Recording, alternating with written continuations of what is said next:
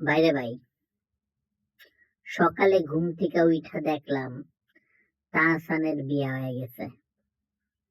তারপর থেকে সারাদিন যখনই ফেসবুকে ঢুকি দেখি খালি বিয়ার পোস্ট আর বিয়ার পোস্ট, খালি বিয়ার পোস্ট আর বিয়ার পোস্ট। আমার কাছে মনে হইতাছে রে ভাই, আমি তাহসানের মানে বাড়ির মধ্যে ঢুকে গেছি পারমিশন ছাড়া। তাহসানের বিয়ে হইতেছে আর আমি আমি পারমিশন ছাড়া আর বাড়ির মধ্যে ঢুকে গেছি আমি। এরকম একটা অবস্থা আমার কাছে মনে হইতেছে রে ভাই।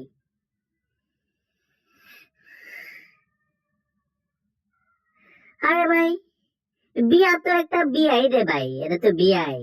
তোরা এমন শুরু করছো যে একটা একটা অন্যায় হয়ে গেছে বিয়ে করে। হ্যাঁ, মানে আবার কিছু কিছু মানুষ এমন ভাবে শুরু করছে যে না, খুব সবের কাজ করছে বিয়ে করে। কে তোরা নর্মাল থাকতে পারস না কিল্লিগা রে ভাই?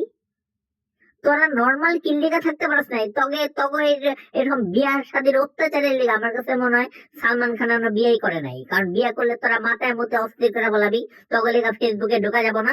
এর লিগা সালমান খান এখন পর্যন্ত অবিবাহিত রয়ে গেছে ভাই। কে একটা নর্মাল জিনিসকে তোরা নর্মাল হিসেবে না, একটা মানুষ বিয়ে করছে ঠিক আছে, শেষ না। এটা নিয়ে কথা কথা কথা কথা, একটার পর একটা খালি কথা আর কথা রে ভাই, কথা আর কথা। কিল্লিগা তোকে এমন করতে হবে?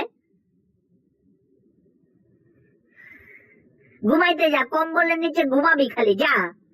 কাম নাই কিচ্ছু নাই, পড়তে বলা লাগবে না, ঘুমাবি কম্বলের নিচে ঘুমা যা।